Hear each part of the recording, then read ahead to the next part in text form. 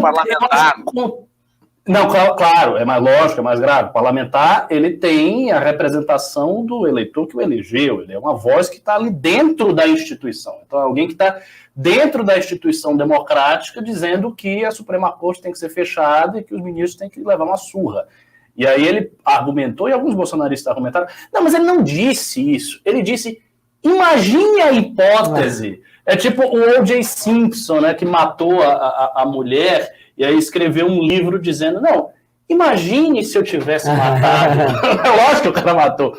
Enfim, então essa distinção ela não é suficiente para reduzir a gravidade da fala do deputado Daniel Silveira. O que acontece? Eu tenho uma visão um pouco diferente, porque eu vejo alguns outros elementos que eu acho que a gente tem que levar em conta aqui. E aí começa desde a apreciação da real periculosidade de Bolsonaro, da real periculosidade do bolsonarismo, que para mim é bem menor do que normalmente é dado. Então, assim, você pega a direita antibolsonarista, a mídia, a maior parte dos analistas políticos que discutem a questão de Bolsonaro, eu acho que se exagera um pouco a periculosidade de Bolsonaro, não pelas suas intenções, mas pelos seus meios reais de ação. Por exemplo, a gente cita o caso da ABIN, em que ele está tentando aparelhar, já aparelhou, saiu os relatórios e tudo mais. Mas vocês podem notar que este aparelhamento é um aparelhamento defensivo. É um aparelhamento que visa proteger a família dele. Isso é um ponto importante. Você está atribuindo que é defensivo. Será que é? Mas claro. Por que eu não estou grampeado agora? Hã? Por que eu não estou grampeado agora? Bom, você pode estar, né? O Luciano Ayan foi preso. É possível que aconteça. Não só naquele processo. Estou falando, por que eu não estou grampeado pelo governo federal? Legal ou ilegalmente? Sim, mas isso é uma hipótese. Mas então... Você levar em consideração na análise que eu estou fazendo, você tem que trazer o fato. O fato é, até onde se viu do relatório da BIM, o propósito é proteger Mas você é um cara que trabalha com realismo político. Um cara que quebra a formalidade e o distanciamento que você tem que ter com um aparelho investigativo do Estado, como a ABIN, para defender o filho, esse cara não vai fazer isso. Eu não estou dizendo que ele não pode fazer.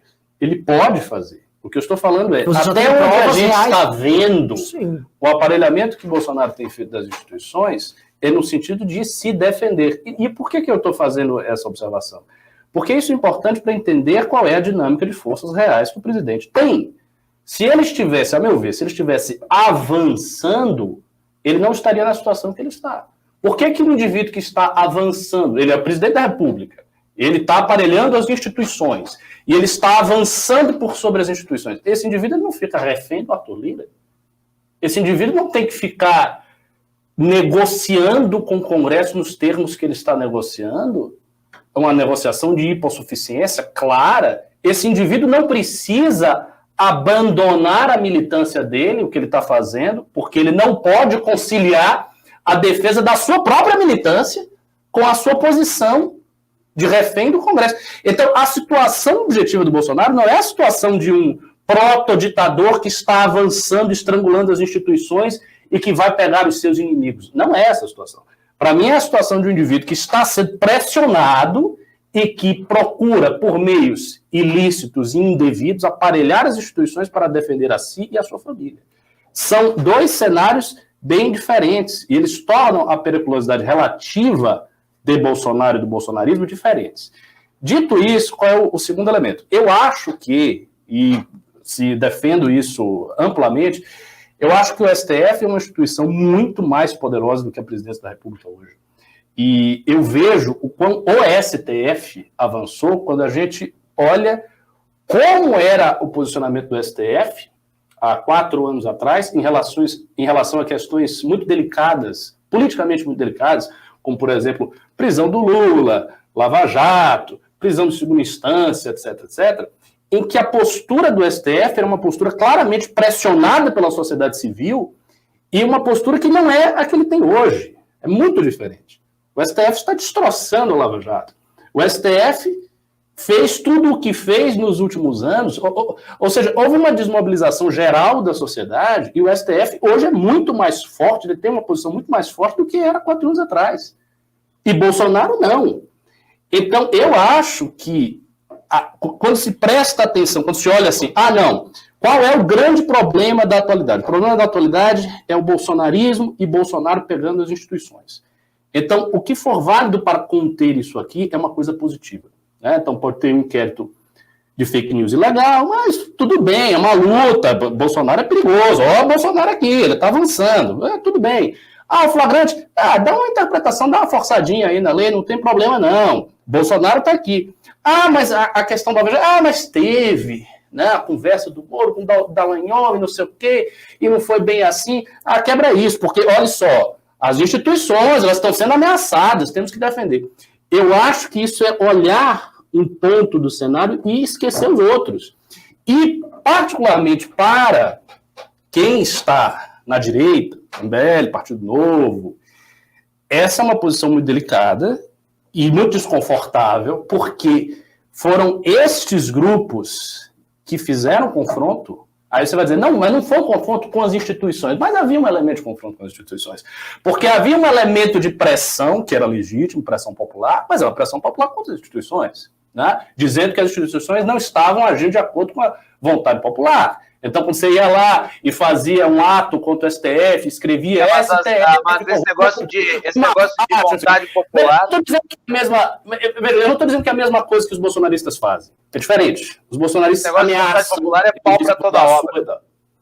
Não, mas... Claro, você usa o que você quiser, cara. Não, mas eu não estou usando com o que eu... eu não estou fazendo um uso sofístico do termo vontade popular. Eu estou dizendo, havia uma vontade popular que era consubstanciada nos atos que nós fizemos, ou não? Será que botar milhões de pessoas em 2015, 2016 não foi uma expressão de vontade popular? Eu não estou dizendo que era unânime. Claro que não. A esquerda fez as suas manifestações. É óbvio que não existe uma entidade metafísica que se chama vontade popular. Mas eu acho, Ricardo, que não dá para comparar... Foi feito com o STF. Acho que não dá para comparar as manifestações de março de 2016, colocaram 3, 4 milhões de pessoas na Paulista, com meia dúzia de gatos pingados na frente do Exército pedindo AI-5. Mas eu não estou fazendo essa comparação direta. Eu não estou dizendo que é a mesma coisa, não estou dizendo que tem a mesma legitimidade. O que eu estou dizendo é, houve um enfrentamento, e este enfrentamento era com as pessoas que estão nessas instituições e dizendo mais ou menos o seguinte: vocês estão agindo de maneira errada, nós vamos lhes pressionar, estamos pressionando vocês, é assim assado. Hoje isso é impossível, Macalossi. Por que isso é impossível? Porque não há mobilização suficiente. A mobilização está fraca, muito fraca, enfraqueceu muito. E aí é que está. Quando você olha para o bolsonarismo e vem com esse discurso, não, precisamos defender as instituições, o Bolsonaro está avançando por sobre elas, ele vai destruir tudo. Você está olhando um ponto do tabuleiro e está deixando o resto, que é o fato de que o STF tem hoje uma posição muito mais empoderada, muito mais fortalecida, inclusive contra pautas que a gente sempre defendeu. Então o STF está muito fortalecido. E eu não duvido em momento nenhum, que daqui a 2 anos, 3 anos, 4 anos, se o bolsonarismo passar, o Bolsonaro perdeu 22, hipótese, perdeu 22, e daí a alguns anos, por algum motivo, a gente volta a entrar nesse confronto popular com o STF, eu não duvido que eles tenham uma interpretação estendida a qualquer coisa para botar as pessoas que estão contra o STF na cadeia. Mesmo que você não chegue e não passe. O STF, Ricardo, ele está fortalecido desde muito tempo, não é de hoje. Não, ele tem se fortalecido nos últimos anos. Mas não é de hoje. Não é de hoje. É que hoje há um conflito. Há um conflito escancarado. Ou pelo menos havia um conflito escancarado entre o Executivo e o Judiciário. Porque o Bolsonaro resolveu polarizar durante toda a primeira parte do seu mandato com o STF. Exatamente. Eu sei, mas eu não neguei isso. Não, mas o problema, assim... Eu estou dizendo que vocês se preocupam, às vezes, exageradamente com a questão do Bolsonaro e, para mim, se esquecem do resto. É que, Ricardo, assim, você tem que olhar... Eu me preocupo muito com o STF, inclusive disse que achava preocupante a aplicação de uma interpretação tão extensiva em relação ao flagrante delito. Eu tenho preocupação. Mas nós estamos aqui fazendo uma análise mais sobre o governo Bolsonaro do que sobre o ativismo judicial. Nós podemos falar sobre o ativismo judicial, teria muito a dizer. Mas tá incluso. Né? Uma Calós, se você for lembrar, assim, a gente começou a ouvir falar do STF mesmo, foi no julgamento do Mensalão, pra valer. Quando começaram os julgamentos do Mensalão, as pessoas começaram a descobrir que existem posições divergentes, quem era o ministro tal, quem era o ministro Beltrano, Ciclano, Fulano, as turmas que lá haviam, começou a surgir um holofote gigante, e eu olho o seguinte, se a gente voltar ali para a década de 90, ninguém dava bola para o STF, e o STF quase não era instado a tratar de temas essenciais sobre questões políticas. Ninguém sabia quem eram os ministros. Ninguém sabia, ninguém dava bola para o STF. Porque você tinha, vamos dizer assim, desde o consenso da Constituição de 88, você teve governos que formaram maiorias estáveis, tirando o governo Collor, que foram tocando a coisa, e isso foi no Lula 1 também. No Lula 2, quando pintou o julgamento do Mensalão, já era consequência de um governo que começou a fraturar o debate público na sociedade e de um governo que não conseguiu formar base política sólida e que vivia de um conflito estranho que precisou fazer uma compra escancarada de votos no parlamento e depois teve o Petrolão. Então você teve uma hiperjudicialização da política já no período do PT. Lembrando também que foi o PT, e é importante a gente lembrar disso, foi o primeiro a ficar fazendo o uso da defesa ampla e extensiva do Ministério Público, que já estava aparelhado pela esquerda há muito tempo, para ficar fazendo ativismo judicial e perseguindo adversário. Quem não vai lembrar daquele Luiz Fernando? Acho que é Luiz Fernando, aquele promotor meio corcunda, Luiz Francisco, que era o ídolo da esquerda, achava ele lindo, que ele ficava perseguindo coisas no governo Fernando Henrique. Isso vem lá daquela época. A coisa começa a brilhar. Na verdade, um dia ainda vai se fazer a árvore genealógica da Lava Jato, vou encontrar a sementinha no PT. Com certeza, o Reinaldo fala muito disso, né, que o PT já jogou na cara do Reinaldo em lives que ele faz com os caras, porque isso veio de você, vamos voltar um pouquinho no tempo, né, quando a gente pega, por exemplo, o hiperaparelhamento do Ministério Público, o Ministério Público é uma das instituições mais esquerdistas que tem no Brasil. Fizeram um teste em São Paulo. Os procuradores gerais da República, até o Rodrigo Janot, todos eles eram dos Tuiuius, que era o grupo dos procuradores esquerdistas dentro do Ministério Público Federal. Todos eles eram tuiuius. Vou dar um exemplo da eleição aqui em São Paulo. O Ministério Público não permitiu que o Arthur fizesse campanha praticamente. Derrubavam tudo, e contra o Boulos havia uma proteção excessiva. O Rubinho entrava com peças lá, e o Ministério Público precisava se pronunciar, seguravam. Eles faziam de tudo para ser. O Ministério Público é essencialmente de esquerda.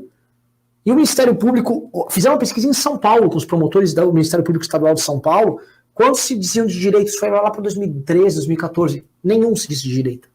Todos se disseram diferentes de esquerda. Não estou duvidando disso.